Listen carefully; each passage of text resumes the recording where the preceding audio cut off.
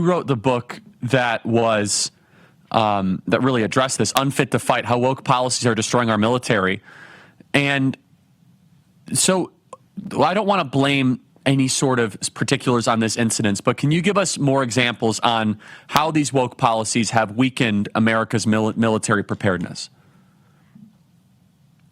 Absolutely. So the opposite of DEI, which we have heard the president talk about since Inauguration Day, even before, is merit. So what we've seen in the Biden administration, they pushed all of this diversity, equity, inclusion into all of the federal government, not just the military. My book's focused on the military, but so the opposite of DEI is merit.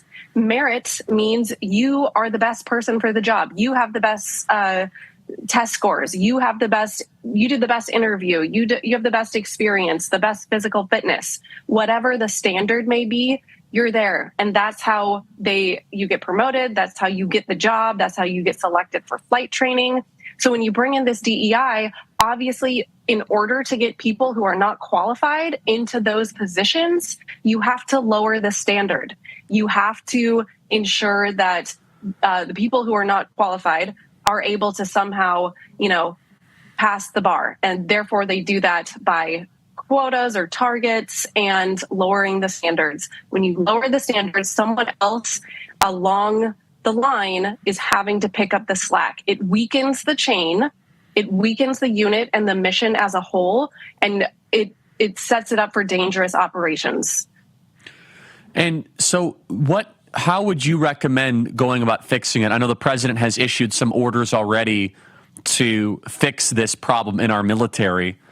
Give us some specifics, further action items that you'd like to see the president undertake. Yeah, so this is a big challenge, the Department of Defense. And this is not just a DoD issue. This is government-wide, where I'm sure they're going to be looking into the FAA and what's going on with ATC, the air traffic controllers, and see why they're undermanned and still allowing full aviation operations to proceed. So there's a couple things that need to happen. One, you've already seen the executive orders going out that sort of squash what can be squashed with an executive order, removing some of the policies that were put in place for the Biden administration. The implementation of that is ongoing. You need to change things immediately, culturally, to merit-based. And that needs to be from the top down. From president, we're seeing it SecDef, and then through the commands all the way down, that DEI will no longer be tolerated. This is going to be a significant task. The work is just getting started.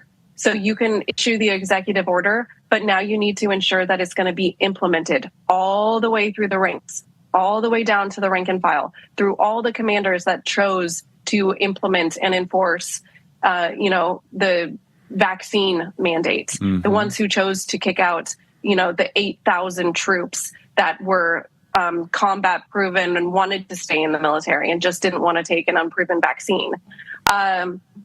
So you're going to have to get through all of those people to ensure there's not sabotage going in along the ranks. That's going to be that cultural aspect that I talked about. That is what is going to be incredibly challenging. The other part that needs to be done is accountability.